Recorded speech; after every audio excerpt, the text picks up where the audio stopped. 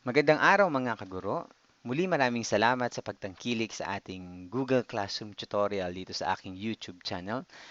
Sa nakaraang video, pinag-usapan natin kung paano mag-setup ng inyong Google Classroom at sana ay nakapag-setup na kayo ng inyong kanya-kanyang Google Classroom or kung hindi man ay nasubukan at nakita na ang Google Classroom na maaari niyong gamitin bilang learning management system. At para mas mapalalim pa ang ating paggamit ng Google Classroom, sa araw na ito ay pag-uusapan natin ang iba't ibang features ng Google Classroom. Bago yan, pumunta muna tayo sa pagko-customize ng inyong Google Classroom sa pamamagitan ng pagpapalit ng larawan, pangalan, at iba-iba pang bagay sa inyong Google Classroom. So, simulan natin sa pamamagitan ng pagpapalit ng theme. Madali lang gawin yan kapag pinindot mo ang select team na option. Okay?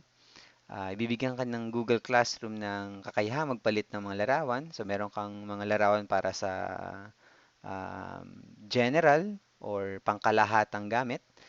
Meron ka rin mga larawan para sa English at history. Meron ka rin para sa math and science. Okay? At meron ka rin para sa arts o di kaya ay sports. At meron din para sa iba't iba pang mga gawain. At pag nakapili ka na at nagustuhan mo na ang larawang yun, maaari mo itong piliin. Halimbawa ay piliin natin ang larawang ito at i-apply lamang yan. At meron ka ng bago at customized na Google Classroom. Maaari ka din kung ayaw mo naman ng mga preloaded features ng Google Classroom, maaari kang mag-upload ng um, inyong larawan. Ngunit siguraduhin lamang na ang larawan mo ay 800 pixels wide at 500 pixels tall upang tanggapin ni Google Classroom ang inyong larawan na i-upload. So maaari kang mag-drag or drop or mag-select mula sa iyong computer ng kahit anong larawan hanggat ito ay pasok sa size na nire-require ni Google. So, i-cancel na natin yan dahil hindi naman tayo mag-upload ng um, larawan.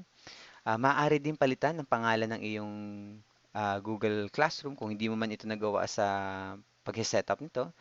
Balikan lamang ito sa pamamagitan ng pag-click sa settings na nasa upper right corner.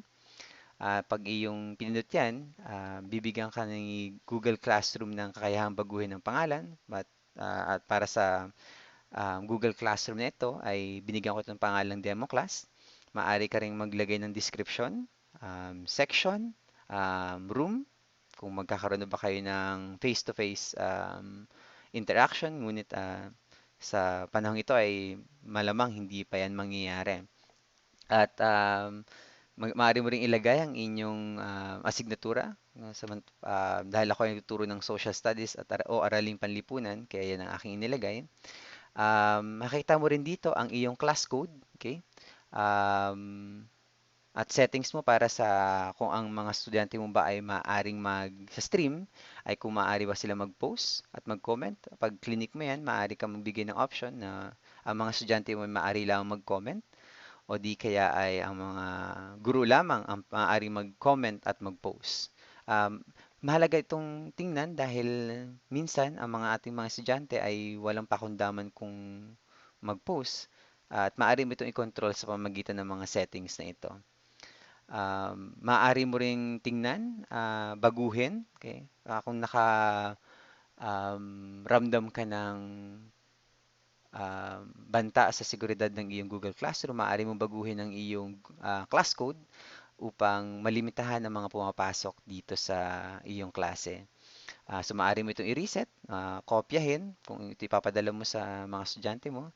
Maaari mo rin itong ipakita, i-display, or i-disable kung ayaw mo nang tumanggap ng mga estudyante gamit ang class code na ito. Um, at sa baba, ito isang bagong karagdagan ni Google Classroom. Nagdagdag sila ng mas detalyadong paggagrado sa mga gawain sa loob ng Google Classroom.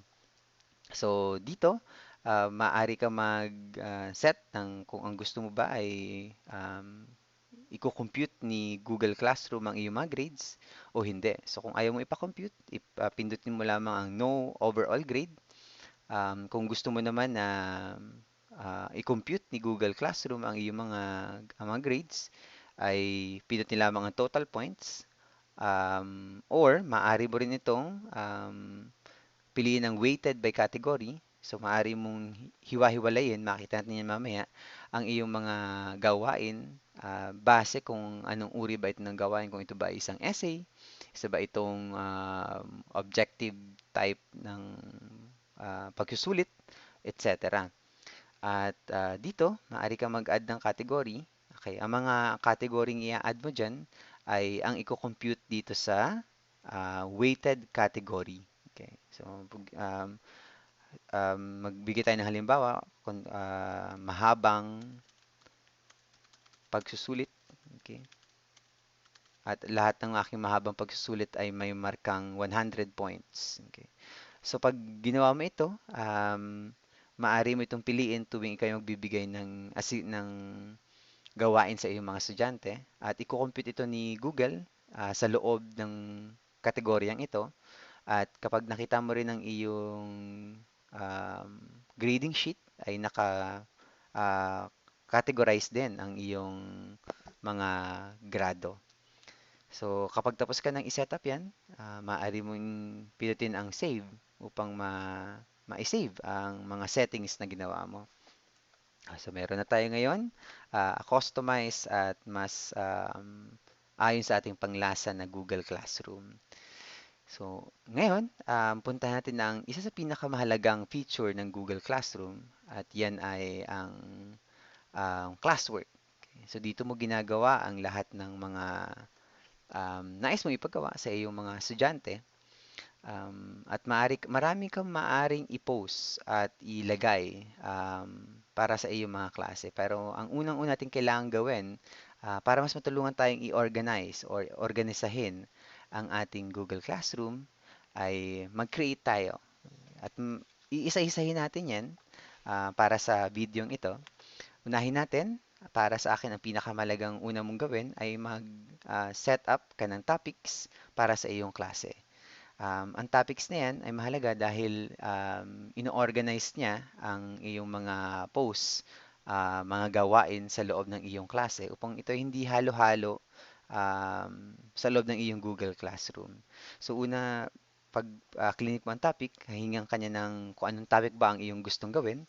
So para sa akin, i-organize natin ang ating Google Classroom ayon sa linggo. Okay? So maaari nating ilagay ay week 1, okay? To 2. So lahat ng gawain na gagawin sa week 1 to 2 ay ipapasok natin sa topic na ito. Okay. Maaari din, kung ikaw naman ay mas gusto mong naglalagay ng topic na ayon sa um, lesson or unit niya, meron kang unit dahil ako yung tuturo ng grade 10, meron kaming unit sa nasyonalismo. Okay. So lahat ng gawain at mga pagtatasa at pagsusulit sa nasyonalismo ay ilalagay ko sa topic na yan. Pero para sa ating lahat, mas maganda kung i-organize natin ang ating Google Classroom by week para sa taon na ito. Okay. So, lagyan natin yan, week 1 to 2. Okay. I-add natin yan. Okay. So, makita mo, meron siyang lalabas na kagad yung topic na ginawa mo. At mamaya makita nyo kung paano ito ay makakatulong sa inyong pag-organize ng inyong mga lesson at mga gawain sa inyong mga klase. Sunod natin gawin ay gumawa ng question. Okay? So kung gusto mong magpa-diskusyon or magkaroon ng talakayan sa loob ng iyong Google Classroom, maaari ka mag-post ng isang question tungkol sa iyong lesson. Halimbawa na lamang, kung ang lesson ng inyong week 1 to week 2 ay tungkol sa nasyonalismo, maaari ka magtanong ng ano ang isang nasyon. At dyan, makikita mo na ang kaalaman sa loobin ng mga iyong mga estudyante tungkol sa konsepto ng nasyon at maaga mo silang maihikayat na pag-isipan tungkol sa iyong lesson. Maaari mo iset ang uri ng tanong na ito, kung ito ba ay short answer or multiple choice. Para sa akin, ay gawin natin itong short answer. Maaari ka ring mag-add ng materyales. Um, so, maaari ka mag-add ng mga video, files mula sa iyong Google Drive. Maaari ka ring mag-upload ng video mula sa YouTube at link kung meron ka mga websites na gustong ipakita sa kanila na maaari nilang gamitin upang sagutin ang tanong na ito o kung ito man ay materyales kung saan nanggagaling or nakabase ang tanong. At dito naman sa right side panel, makikita mo at ang iba't ibang mga um, settings ng iyong question. So, unang-una, para kanino ba ang question na ito? Okay. Demo class. Okay. Ang maganda dito sa feature ng Google Classroom na ito ay kapag nag-post ka, hindi mo kailangan itong ulit-ulitin sa mga pare-pareho mong klase. So kung meron kang halimbawa, tatlong grade 10 classes, at ang post mo, isang beses mo lang gagawin at i-click mo lamang kung saan mga class mo gustong ipadala ang um, gawain na ito. So halimbawa, gusto ko rin itong ipadala sa isa ko pang class na ginawa, ang class sample. Okay? At simultaneous or sabay, ipapadala ni Google Classroom ang gawain ito sa dalawang Google Classroom mo. Kung ayaw mo man itong i-assign sa mga estudyante mo, sa buong klase, maaari mo itong i-assign sa specific na mga estudyante sa loob ng iyong klase. Ngayon lang, ah, wala pa tayong estudyante, hindi pa ako naglalagay o nag-iimbita sa klaseng ito. So, hindi natin makiklik ang option na ito. Grade category, so kung saan mo gustong ipasok ito. Okay, so kung gagawa tayo ng category natin. At ang points na gusto mo bang ibigay dito or kung ito ay formative assessment lamang at gusto mo ito ay ungraded, piliin lamang ang option na ungraded. Maaari ka magbigay ng due date. Okay? Dahil tayo ay nagdi-design ng um, ng modules na pang isang lingguhan or pang dalawang lingguhan or maaring tatlong lingguhan, importante na nagsiset tayo ng mga due dates para sa mga gawain natin. Halimbawa, iset natin ang schedule na ito para sa June 12, okay, sa ating araw ng kalayaan. At ipasok natin yan sa ating week 1 to 2 na topic. Okay. At mamaya makikita nyo kung paanong um, mahalaga na nakapasok yan sa topic na week 1 to 2. At kung tapos ka na, maaari mo rin palang piliin dito sa baba. Students can reply to each other kung gusto mong makapag-comment sila sa kanilang mga sagot o um, kung kaya ba nilang baguhin pa ang kanilang mga sagot pagkatapos nilang sumagot. Okay, so um, halimbawa, tanggalin natin to para kung ano man yung kanilang na-type na at na-submit ay hindi na nila mababago. Sa taas, sa upper right corner, makikita mo itong options na ito. Pag click mo as, ay ipapadala na kagad ni Google Classroom ang tanong na yan sa iyong klase at makikita ng mga estudyante mo yan, manonotify sila sa kanilang email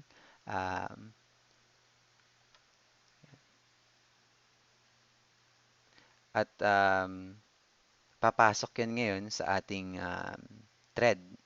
Okay.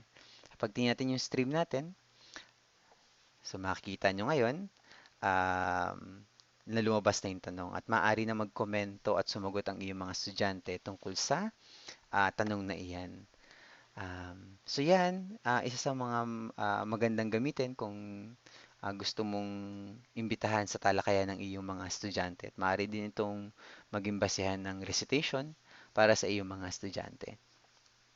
So natin gawin ay ang paggawa ng materyales. Okay? So kung magbibigay ka naman ng mga reading materials o mga videos o mga resources na gusto mong gamitin nila at basahin nila. Maaari mo yang um, ipadala sa pamagitan ng paggawa ng materyales para sa iyong klase. Halimbawa, ito ay babasahin um, ukol sa nasyon. So, maaari ka rin magbigay ng description at gumawa ng mag-add ng mga files kay mula sa iyong Google Drive, link, file, YouTube, nangyari, pasok tayo ng YouTube video. Okay. So, ita-type mo lang yan um, sa search bar ng YouTube na naka-embed sa loob ng iyong Google Classroom. So, ito, nangyari, piliin natin ito at ipasok natin ito dyan sa iyong materyales. Bukod dyan, maaari ka rin mag-create. Okay? So, lahat ng iyong mga gawain, maaari ka rin mag-create sa loob niyan ng iba't ibang mga dokumento tulad ng docs, slides, sheets, drawings at forms na ating pag-uusapan sa ating susunod na video kung paano gamitin ang mga um, Google for Education tools na yan mula sa Google. Okay? At tulad ng kanina, sa question, maaari ka ring magpumili kung kanino mo ipapadala ito, saang klase mo ito ipapadala, or maaari mo ring piliin kung meron ka bang particular na estudyante na gustong tanungin ang um, tanong na ipadala ang materyales na ito. At ipasok ulit natin yan sa ating week 1 to week 2 na topic. Okay. And pag pinost mo ito, pag clinic mong post, ipopost ni Google Classroom yan sa iyong stream. Katulad kanina nung ating pinindot ang as ay tinanong ni Google Classroom ang iyong tanong sa loob ng inyong Google Classroom. Pansinin na sa tabi ng option na ito ay meron kang drop menu. Okay, pag pinili mo yan, ay bibigyan ka ni Google Classroom ng option upang ito i-post ngayon, kung gusto mo nang i-post ito ngayon, or gusto mo bang i-save lang as a draft at upang gamitin sa susunod na araw or sa susunod na linggo, maaari mo ring i-discard kung ayaw mo nang ituloy ang pagpo-post na ito. At para sa akin, isa mga mahalaga at magandang feature ng Google Classroom sa pagpo-post ay maaari mong i-schedule ang iyong mga posts.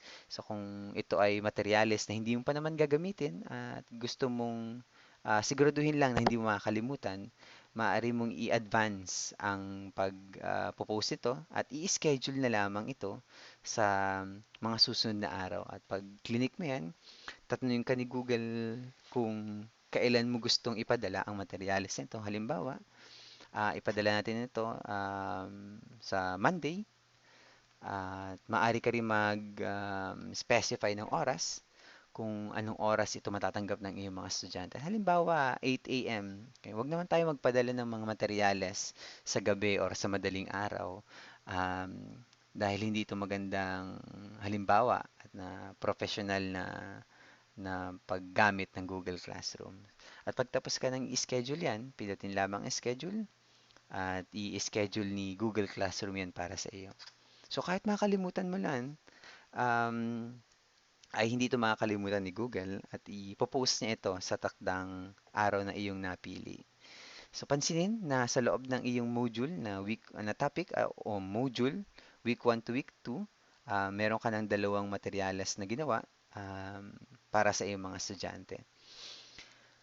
Sunod natin ang paggawa ng um, quiz assignment.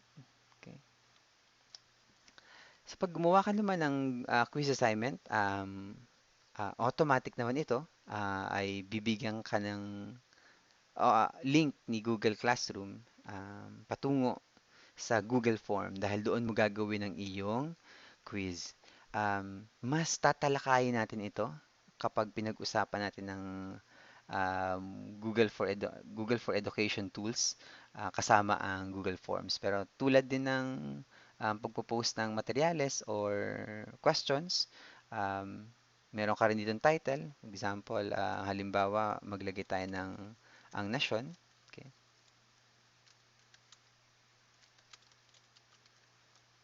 Ang nasyonalismo, para mas maiba naman. Okay.